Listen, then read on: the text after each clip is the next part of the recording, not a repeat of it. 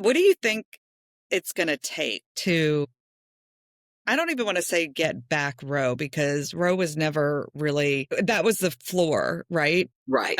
So yeah, what do you think it's going to take to establish, I wouldn't even say reestablish, but establish rights, right to bodily autonomy, dignity, privacy, the ability of people to make their own decisions about their reproductive futures? Number one, it took them 49 years to overturn Roe. We are not going to change this back overnight. And I think people need to really understand that.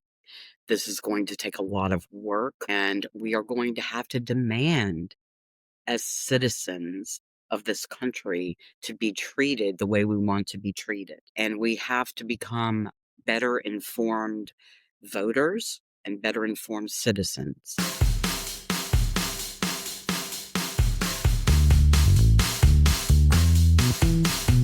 Welcome to Seriously, the podcast that dives into the baffling. We can't send them to a prison where there's animals, where there's livestock. The ridiculous. Like omelet's better than sex. And downright unbelievable political climate in red states like Louisiana. So we can't go there. There's no vegan jail. Seriously. Seriously. Welcome to Seriously. I'm one of your hosts, Michelle. Ellie is on vacation. So today I'm on my own, but I'm really happy to be joined in this conversation by a great friend of mine who is one of the matriarchs of the fight for abortion access here in Louisiana. She was also the clinic administrator of one of the last abortion clinics in the state. Angela Adkins, welcome to the podcast. Thank you. Good to be here. I'm so excited you're here. Obviously, we talk a lot. This is, and we've been planning this for 6 months. Yeah. Yeah.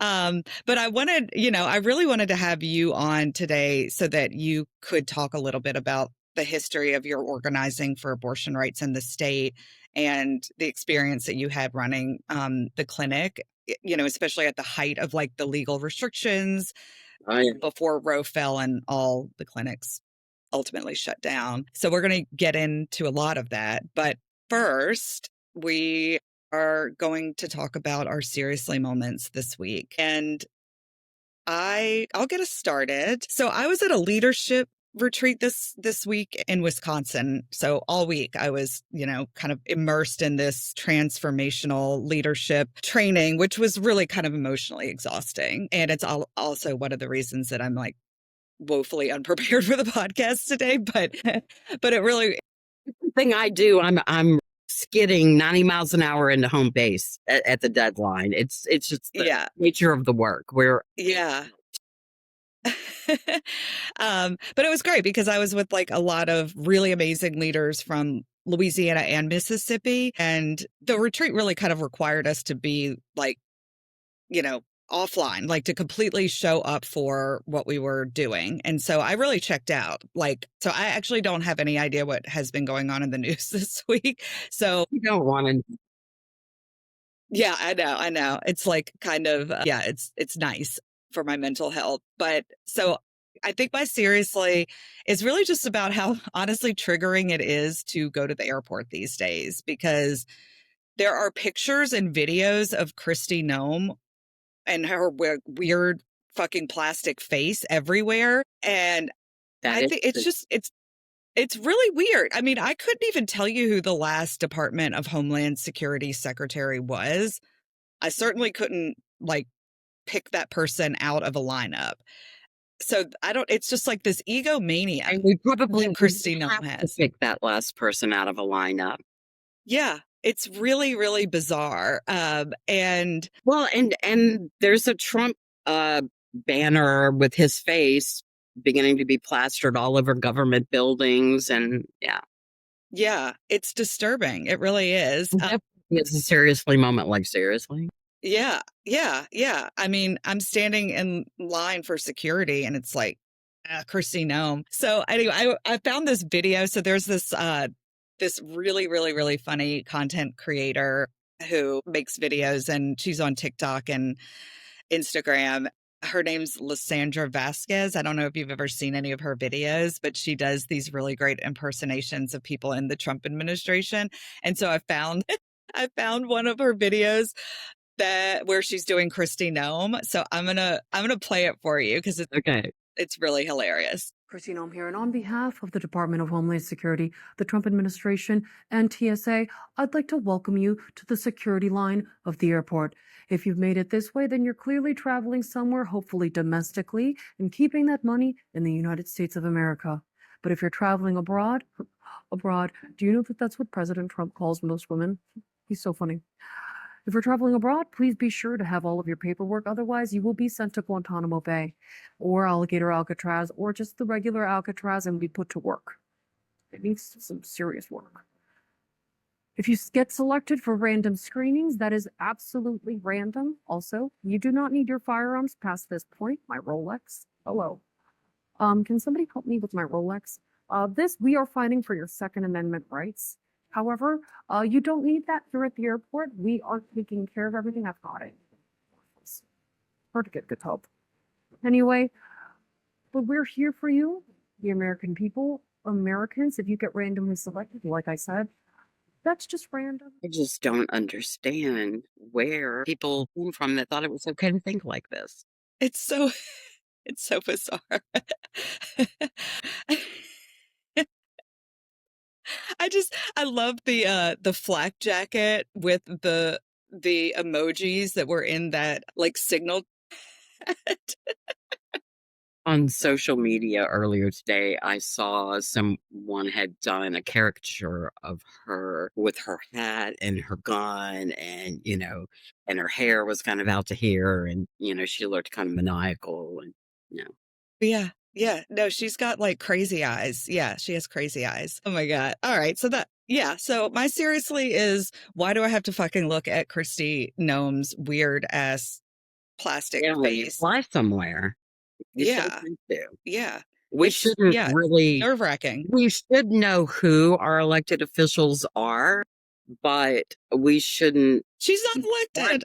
Right, exactly. She's not. But yeah, I don't get it. I don't get it. All right. What do you have, Angela? What's made you think, are you fucking serious?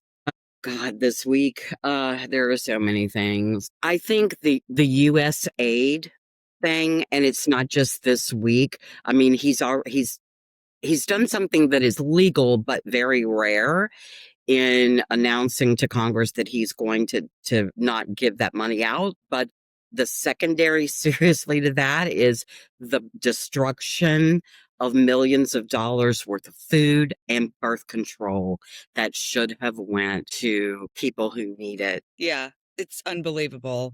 I mean, talk about like waste and abuse. Exactly. Millions of our taxpayer dollars, millions. And I don't care how many millions it is. Give the food to the hungry people. Let's not bring more babies into the world that will be hungry babies. Yeah. Yeah. And let's not incinerate, what people need to protect themselves from having babies that they may not be in a position to be able to feed. Exactly. I mean, It's just we ridiculous. all know what is best for us. We all know what we can handle. We all know what our families can handle. And everybody else needs to butt out because this is supposed to be the United States of America. And we are supposed to be a democracy. Yeah.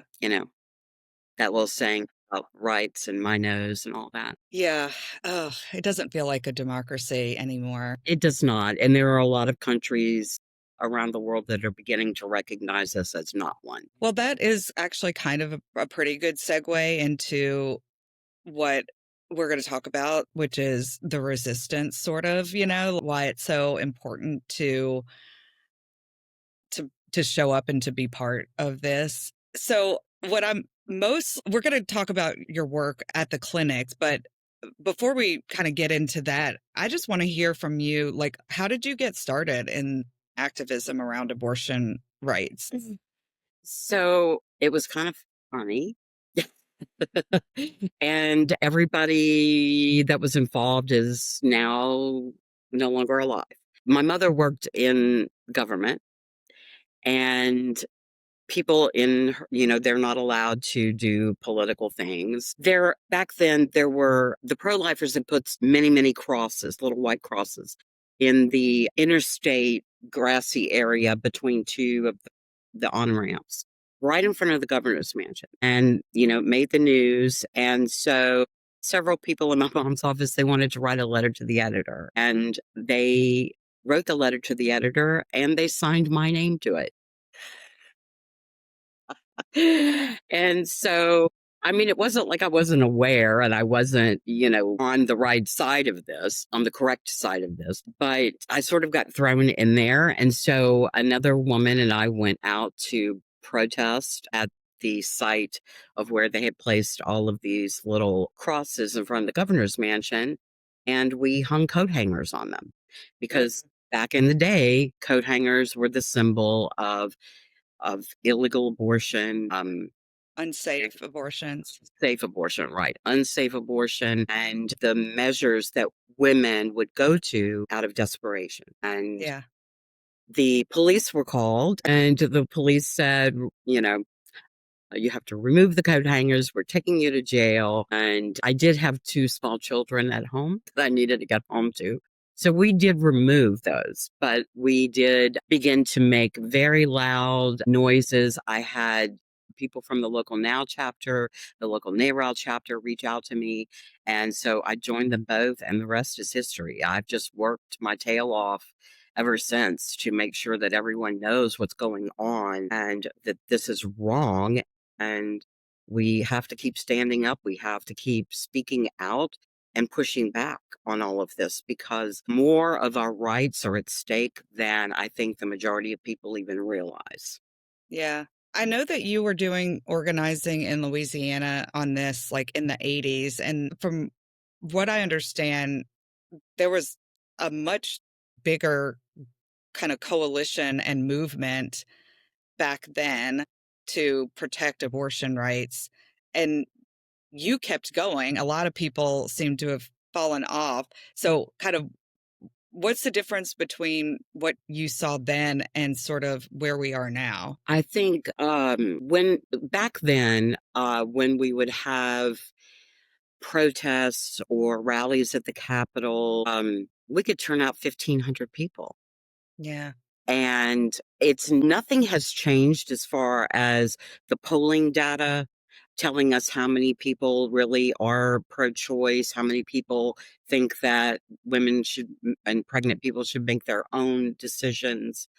Um, and, eh, it's just, I think people are a little more afraid to be public about how they feel about certain issues because there is such a small minority of Americans who feel the way that it looks like the majority feels, and it's not true. The majority of Americans think that, pregnant people should make those decisions with their doctors, with their families, for themselves. Yeah. Even a majority of people in Louisiana think that. Exactly. And they always have. They always have. It's been our elected officials at the legislature that started the rollback of reproductive rights. And, it's just been a train ride ever since the late 80s, in laws and regulations every year, just chipping away, and chipping away. And the kind of the way that they went about it really shifted over time. Like right after Roe, there was a lot of let's see how far we can take restrictions.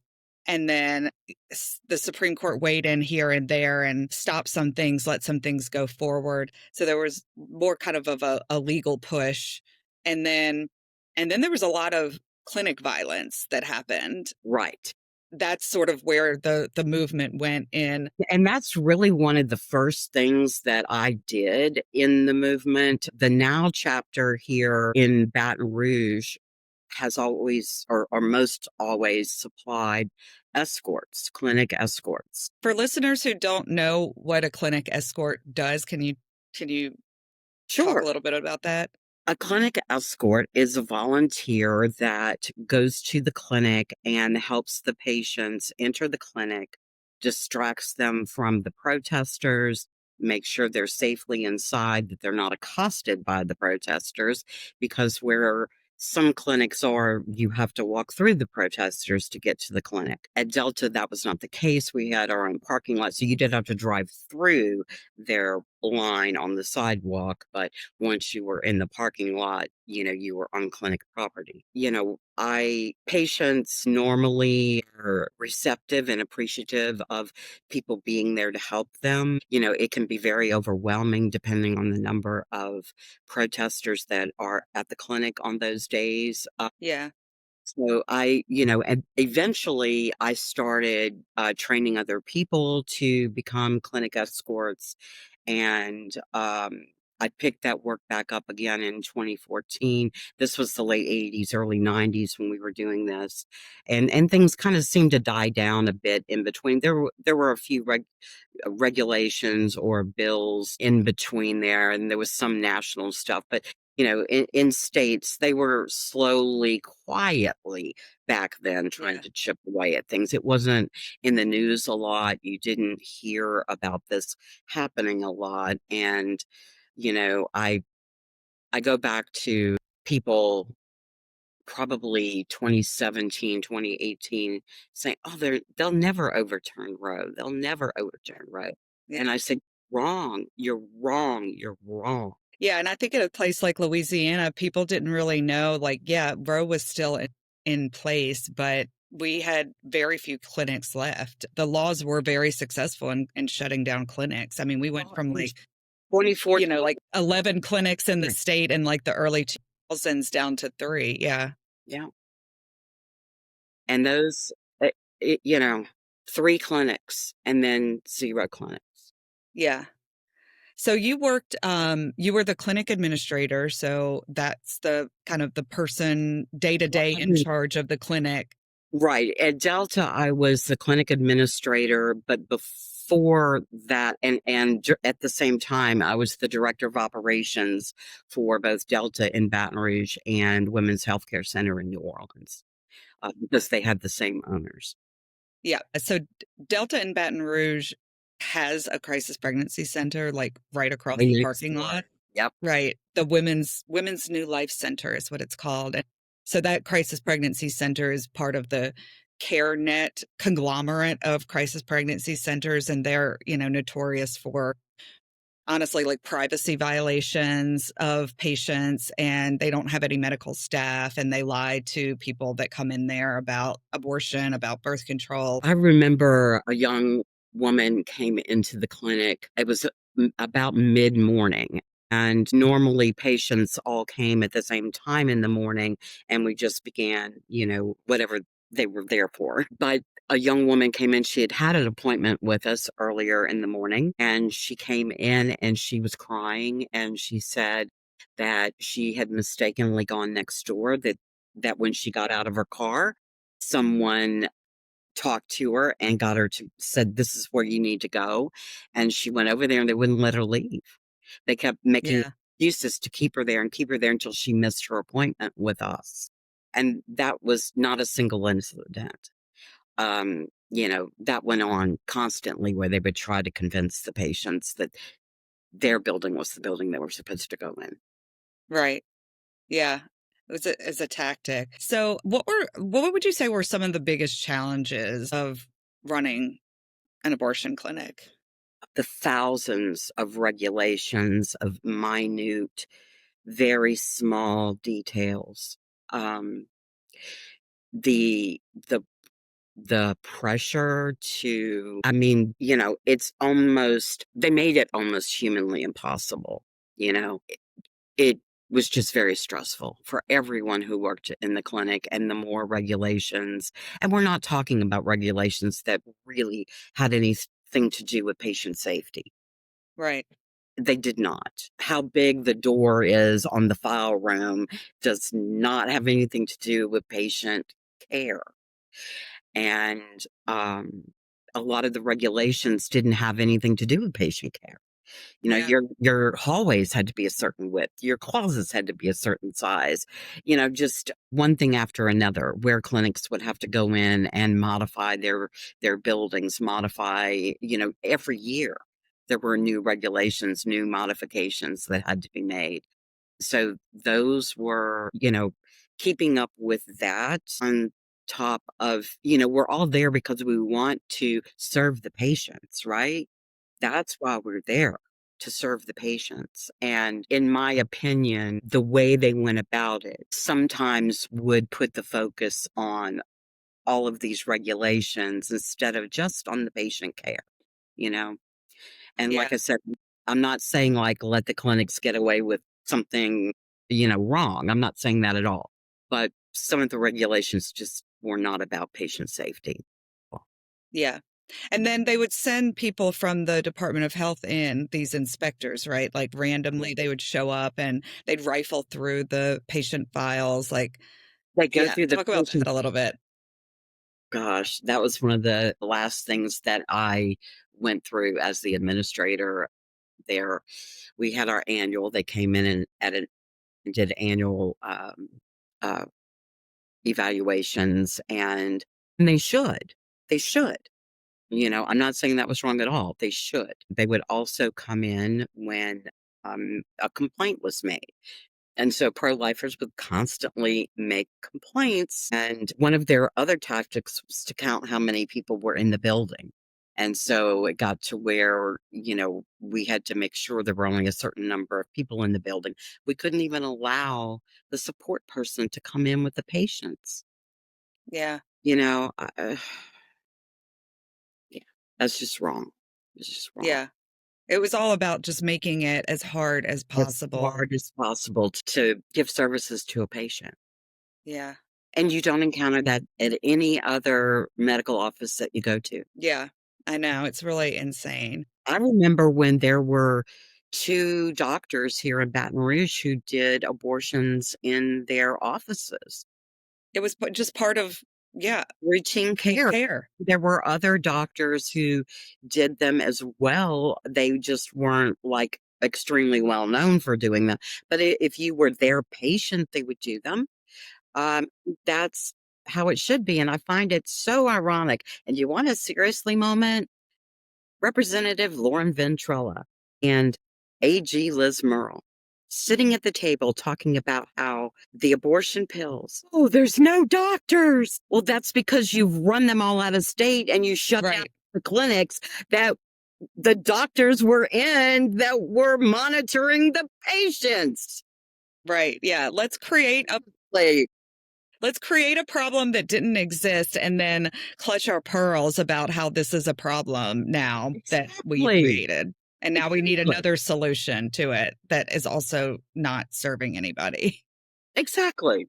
God. What do you think the biggest misconceptions are about like who gets abortions and why people get abortions? The biggest misconceptions that I've always heard all of my life were denigrating to women, you know, you should have kept your legs shut, or, nasty stuff like that. I saw women and people of all races, ethnicities, nationalities, low income, high income, middle class. There is no one description of an abortion patient Mhm. because it's anybody and everybody. Yeah. It's your best friend, it's your mother.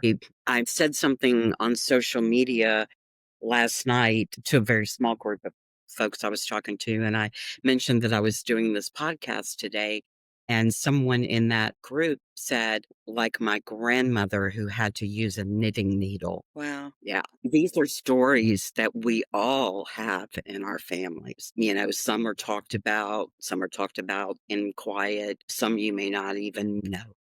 People just don't talk about it. My grandmother, when I was doing this work in the late 80s, early 90s, I asked my grandmother, what did they do for abortion, these 30s in the 1920s, 30s, and 40s, and when she was of reproductive age. And she said, well, honey, she said the midwives knew what to do. Yeah. Yeah. There has where there is a want to end a pregnancy, a pregnant person will find a way. And we have to ask ourselves under what conditions we want that to be in. And the whole point of all the activists that worked to get a decision in Roe, to get to that point. All our hospitals, all the large hospitals back then had abortion sepsis wards, and they closed almost overnight after Roe was decided. And for those of you who might not have ever heard that term, abortion sepsis wards, those were wards in the hospital, a wing in the hospital that were full of women that were dying and being maimed from unsafe abortions because they couldn't walk into a doctor's office and get one. Right. And so the methods that were used back then could land a person in the hospital. Yeah, that's why I think it's interesting. I mean, the medication abortion has really been a game changer in that It now is. people can self-manage their own abortion in a way that is safe. I mean, there are some complications that can happen, but the rate of complications is extremely low. You can take an aspirin and cause your stomach to bleed and end up in the hospital. Ask me how I know. It happened to me. Okay, everybody buys aspirin, Tylenol, ibuprofen over the counter. Yeah. You know, yeah, and we know from decades of people using the abortion pill regimen that it's completely safe. And I can remember was in Europe for a long time, probably 20 years before the FDA approved it here in the United States. But I can remember as an activist, we were all thinking, oh my God, just bring that here, bring that here, bring that here. We need it. We need it here. And Yeah. it took a couple of decades before it was brought here. And you're right. I mean, you can take it early, instead all of this regulation and laws just pushing abortions later and later and later. Yeah, to where it's more risky It for is more the person. risky, or you can't do it with the pills anymore. Yeah, exactly. I want to talk about the protesters and I'm particularly interested in talking to you about this because you also do a lot of legislative advocacy and these crazy people show up there as well. Some of them have had done some really kind of extraordinary things at the Delta clinic specifically. So one person I'm thinking of is an anti-abortion extremist named Richard Mahoney. So for our listeners who don't know Richard Mahoney, just a little background on him. He has spent literally like 40 years protesting outside of abortion clinics. I'm not sure that he has another job or a paid job. Well, I mean, he he's does. real. He's in the medical profession. He's in the medical profession. Okay. Well, that's terrifying. I mean, he's wacky. So he's been part of like Operation Rescue, which is one of these like very extremist groups that have gotten in trouble for all kinds of violent activity at abortion clinics and like blocking clinic entrances, harassing people going to or working at abortion facilities, and then like just cultivating this like extremist anti-abortion position, which has led a lot of people to actually commit violence against abortion providers and clinic staff. So the first time I saw Richard Mahoney, Delta Clinic was on Bennington Avenue off of College Drive. And this was back 89, 90, 91, 92. And there was, when you pulled into the parking lot, there was a wooden fence down this side. And actually, there was a wooden fence all the way around the clinic at that point, and it was pretty high. Uh, and that was to protect the patients once they came into the parking lot and so forth. But Mahoney's fairly tall, and the fence was fairly tall, and I would see him with his hands like this, and you could see, like, his eyes, maybe his nose, and he'd be peeping over the fence. And sometimes his wife would be with him. They had a total of 11 children and 13 grandchildren, I think, or foster children. I know they fostered children too, but they would have several of their children with them. I'm assuming however many they had it back then. But yeah, so that was the first time. And we would go every Saturday to the clinic and he would be there, But when Delta was over behind Women's Hospital off of Goodwood, where it was when it closed, he's known for dragging this really enormous solid wood cross up and down the sidewalk in front of the clinic. And he's outspoken. He would try to talk to the patients. He would yell things at us. Give me an example of some things that he would yell. Well, just don't kill your babies. We can help you. You don't have to do this. Richard was not one of the more egregious protesters that we had. There were some that would yell horrible, horrible things at the men who would accompany their girlfriends, wives, at fathers, at African American men were one of their biggest targets. African American, one of their biggest targets. Because racism goes hand in hand with the pro-life movement, don't you know? Yeah. Yeah. Yeah. So Richard shows up at the Capitol a lot and testifies. Yes, it does. Oh my God. So yeah. One day, and I cannot remember which bill it was, but one day we were on the House side and he was testifying. He was at the testimony table. And if you're looking forward, I was on the left section of chairs. There's 3 sections, the center, left, and right. And I was on the left. And he was talking about something to do with the clinics with the bill that was up. And he just swung around and he went, "Yay!" and pointed right at me. And I was like, I literally said, "What? Not seriously." Yeah, right. I actually found a clip of him saying your name in the committee. So I'm going to play that. I don't know if this is exactly the moment that you're thinking of. Several times. He's called me out several times. Yeah. So to set this up, this was in 2019, and this was the 6-week abortion ban bill that was being carried by Senator Milkovich, who's also a fucking crazy person. So Richard Mahoney was at the table to testify in support of that bill. And then he also brought with him this other woman who had been convicted and actually served time for trying to bomb an abortion clinic. Right. So she's there. That day. I remember that day very clearly. Yeah. Yeah. So she's sitting next to him. All right. Well, let me play the clip. I was here a year ago to testify for another bill for Senator Milkovich. And at that time, Angela Adkins from Delta and the abortion cartel gave a witness that they were safe, they were for women, they were protecting women and babies. I'm sorry. Since that time, Kevin Work, who practiced and did abortions without a license, a proper license at Delta, has been then suspended again for the 3rd, 4th time. James DeGurst sent a woman to the hospital after the state in 2018 did 77 pages of his crimes.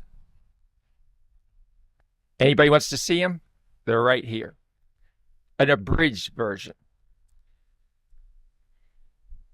The St. Martin, who's an abortionist at Delta and Women's Health Center, she was arrested for illegal drugs that she had stolen. And right after that was given by the state of Louisiana a license to give drugs out and kill babies at abortion clinics. I've got 46 years, 10,000 pages of documents of criminal activity by these abortionists, covering up for rape, egregious medical malpractice. And now I'm going to turn you over to Jennifer McCoy, because after seeing the movie Unplanned, did you all see the movie Unplanned, by the way? If you haven't, before you even make amendments, you need to see it. How they marketed abortion, how they lied to women, how they butchered women, how they covered up for rape. But guess what? Jennifer's going to tell you how she just went in for a pregnancy test at an abortion clinic. That's crazy person, Richard Mahoney, who shows up with like stacks of papers and he's naming all of the doctors, I mean, this is, like it's very threatening. It is very threatening. And if there were problems, then the state would have moved forward to rectify that. And so, yeah, he just is very committed. Yeah. But what did it feel like for you? Because yeah, you were sitting there, you couldn't see, you were out of the The camera camera angle. range, yeah.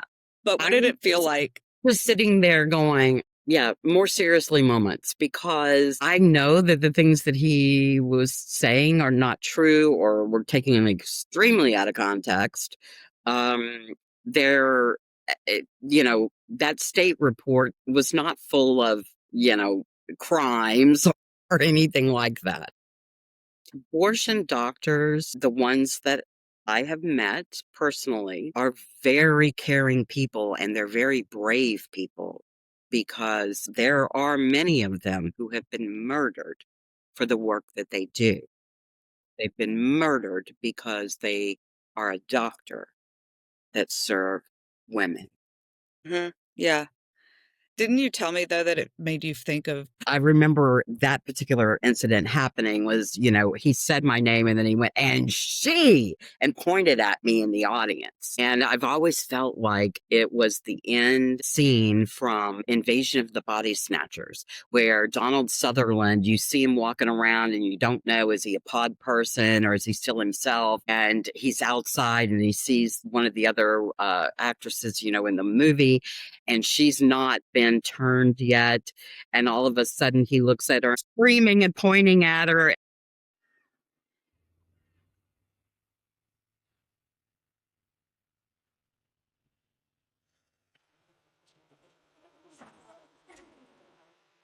I've always felt like that was kind of like that moment in time when Mahoney did that. I mean, we're laughing a bit about it because if you don't, it really is a terrible thing. And if you don't have a little bit of humor, you would not survive this kind of work. And, I've been followed home from the clinic. I've had them drive by my house and scream and yell, we're going to abort you, and, all kinds of things. I mean, they're crazy. And that's one of the first things about escorting that I would teach new escorts.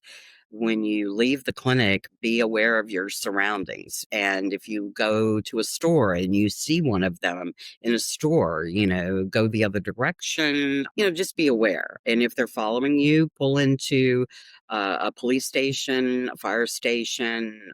Yeah, because it does happen. Yeah. It does happen. Yeah. There are clinics here in Louisiana that were firebombed back in the 80s and are, yeah, it happened here more than Yeah. once. Yeah, I was in the parking lot, or I was walking towards my car after a hearing at the Capitol. This was a couple of years ago. It was before COVID. I don't remember exactly when, but yeah, Richard Mahoney was in the parking lot with having conversation with someone else, and I passed my own car up and just kept walking and kind of circled the parking lot until he was gone, because there was no way I was going to let him see me get into my car.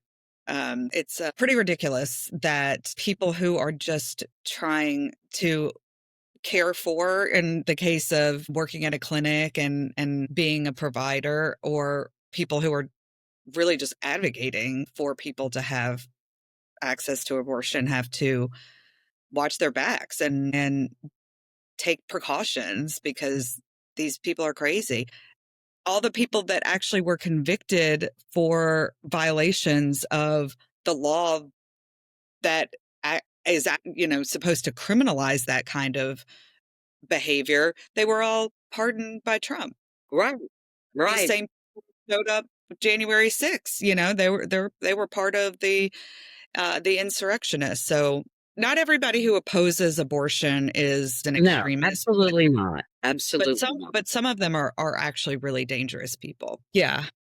So you want to hear another great story? I actually had an opportunity to tell this story yesterday. In 1991, there was an abortion bill. I believe it was HB 112, and Buddy Roemer was governor. And he vetoed the bill because it did not have exceptions for rape and incest. And the legislature immediately did an override, for an override vote.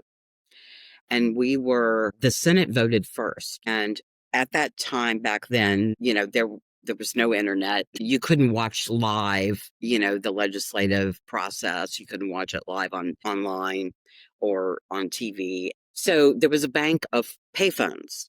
Yes, there used to be a thing called payphones. You put coins in it and you could pick it up and dial a number. Yeah, for our Gen Z and younger listeners, Google payphones. So there was a bank of payphones right outside the Senate chamber in that lobby area. And I was on the phone with National NARAL, giving them a second by second, what was going on inside the chamber. And some of our core group back then was Terry Bartlett from Planned Parenthood, Robin Rothrock, who owned Hope Medical Clinic in Shreveport, Sandy Ashby, who was part of the League of Women Voters, Julie Schwam Harris, Sharon Brilsky, and myself. We were like the core team that went to the Capitol. So I was on the phone with NARAL, giving them a blow-by-blow description, and everyone else is in the Senate chamber. And I could hear the vote. I yelled the vote into the phone, hung up the phone because they were immediately sending the bill over to the House side. So I went running across the rotunda, and a gaggle of reporters caught me in the middle of the rotunda. And I had done a few interviews before, but these were international outlets that were there and major national outlets that were there. It wasn't just our local folks, and microphones and cameras in my face and lights in my face. And the rest of the group had caught up to me, and I felt someone's hand on my lower back, and it was Terry Bartlett. And I turned to her, and her and Robin were the spokespeople. I looked at Terry and I said, "Do you want to?" And she said, "No, go for it." And she kept her hand on my back because I was terrified. I, answered all the questions, and then we all went running into the House, and the House overrode the veto, and we came out into the rotunda after the votes, and Mitch Landrieu was there, and he was very comforting. And there are legislators who care, people. There really are. Mitch is one of the good ones. He really is. For our listeners who may not be familiar with legacy politicians in Louisiana, Mitch Landrieu was the mayor of New Orleans. And after Katrina, he was our first post-Katrina mayor. And he's also the brother of former Senator Mary Landrieu, who was the senator when we actually had a Democratic senator from Louisiana. She represented our state for a very long time in the Senate. Yeah, like a legacy kind of political powerhouse family here in Louisiana. But very good folks, People hear the word politician and they are like, but no. Some people are really, truly public servants and do public service work when they're in a government capacity. And we need to appreciate them and elect more of them. Yeah, that's absolutely true. That actually kind of gets into sort of the last question that I really wanted to ask you, which is, well, no, there's two more questions. Looking back, at this legacy of showing up for abortion rights in the state, what are you most proud of? I'm going to make you cry. Sorry. This is supposed to be kind of a funny. That's right here because I'm the crier. I know. I'm most proud of all the work that I did for patients at the clinics, whether it was escorting in the 80s and 90s, whether it was holding their hand through their procedures, talking to them while they were at the clinic, holding their hands, drying their tears, laughing with them, cutting up, telling jokes with them, singing to the music on the radio, in the rooms. By far the most humbling experience and very intimate experience. I wouldn't trade a single minute of that. Angela, you're so sweet and sentimental. All right, so then this last one is gonna be a harder question, and Gonna make me cry too. no, I don't think so. I mean, it shouldn't, it might make you cuss, so we'll shift. Yeah, we'll shift Okay. emotional outburst. What do you think it's gonna take to I don't even wanna say get back Roe because Roe was never really that was the floor, right? Right. So yeah, what do you think it's gonna take to establish, I wouldn't even say reestablish, but establish rights, right to bodily autonomy, dignity, privacy, the ability of people to make their own decisions about their reproductive futures. Number one, it took them 49 years to overturn Roe. We are not going to change this back overnight. And I think people need to really understand that. This is going to take a lot of work, and we are going to have to demand as citizens of this country to be treated the way we want to be treated. And we have to become better informed voters and better informed citizens. I always think back to Stone Kettle Station. Jim has a motto of, if you want a better country or a better world, you have to be a better citizen, right? And part of being a better citizen is to be an informed voter. That's your main responsibility as a citizen, is to vote good people in. Know who you're voting for, even if they don't get a vote on abortion right now, because maybe it's the library board. But we don't want book censorship. You have to really ask the hard questions of people that are running for office. Make sure that you know how they will vote on something. And I want to make a clarifying point to people. Don't ask your elected representatives how they feel about something.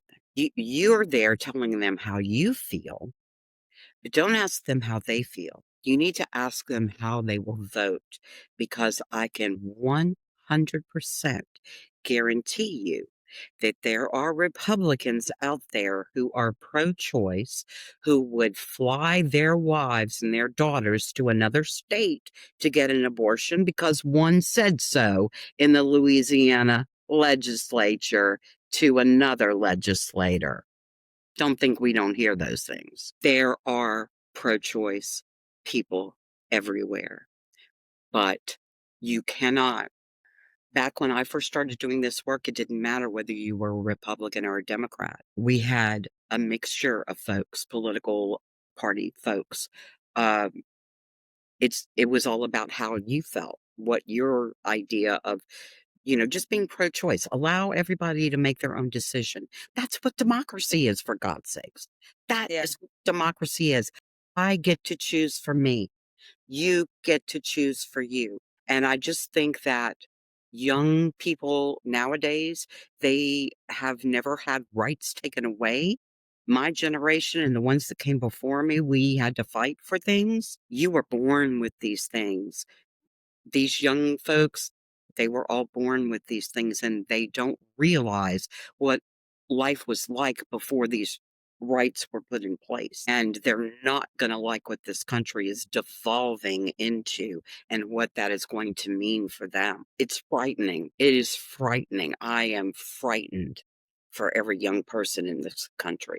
Frightened, because it's not just about people with a uterus who can get pregnant. They have partners. And our partners, the young people who are their partners, need to be just as concerned. If you love that person, you don't want them treated like a second-class citizen.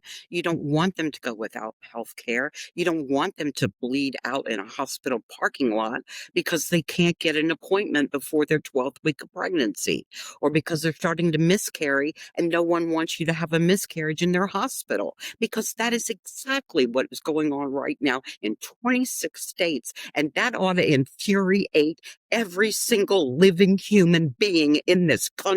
Here, here. Is not pro-life. Sorry. Why are you apologizing? Your passion is like fuel. It's awesome. It's awesome. Angela, you've been such an amazing mentor to me. And I feel like you're the rock star. I do. People don't know this, but I'm going to tell folks. My ringtone on my phone is the Nickelback song Rock Star for Michelle. When she calls me, it plays Rock Star. That's hilarious. But tell them what happens when I call you. What pops up? What do you have a picture of? Oh my gosh, I have the most amazing picture of your grandchild, Ivy. She's beautiful, precious. She's growing up way too fast. And the picture that I have is of her with these little sunglasses on. Oh yeah, she is a diva. We call her Hollywood is one of her nicknames because That's a good one. it is. She is a natural born actress. Like, Yeah. Yeah. We can wrap up. You are still doing this work, but you're doing it now as the executive director of 10,000 Women Louisiana. And so if folks want to follow you and follow 10,000 Women Louisiana, where can they do that? they can go to our website at 10,000womenla.org. They can find us at 10,000 Women LA on social media. We have a Facebook page. We have Instagram. We have a Blue Sky now, and we have our website. You can sign up for our emails on our website. We do civic engagement work. We, bring women to the Capitol with you through the Women on Wednesday program. And yeah, it's, join us at the Capitol. You will be surprised. Sometimes that's a good thing. But people need to know what happens down there, and they need to know the basics about how to contact their legislators and, and how to find out how they vote on issues and bills. And so, yeah, that's a lot of the work we do, and just trying to make sure people know what's going on. And women, if you've ever thought about running for office, do it. Do it. We'd have a lot Angela, more family-friendly and women-friendly policies if more women were in elected office and represented us. that's right. Yeah. Well, I would just say for all of our listeners or anyone that's watching us on YouTube, this moment is exhausting, and it's been exhausting for a while now. But whenever you get tired, I hope that you think back on this episode and the tireless work that Angela Adkins has been doing to uplift women in the state and to protect our rights. And I couldn't be more grateful to be in this fight with anyone else. You're a powerhouse. You're an amazing mentor. And I'm personally lucky, but all of the women in Louisiana are lucky to have you. Angela, thank you. So we will be back next week. Ellie will be back. And I don't actually know what we're going to talk about because, as I said at the beginning of this podcast, I am woefully unprepared. Luckily, I was talking to one of my best friends today, so it wasn't that difficult, but we'll be talking about something next week. So join us then. I'm sure there's plenty to talk about. Yeah, exactly. And we hope that everybody has a good Labor Day.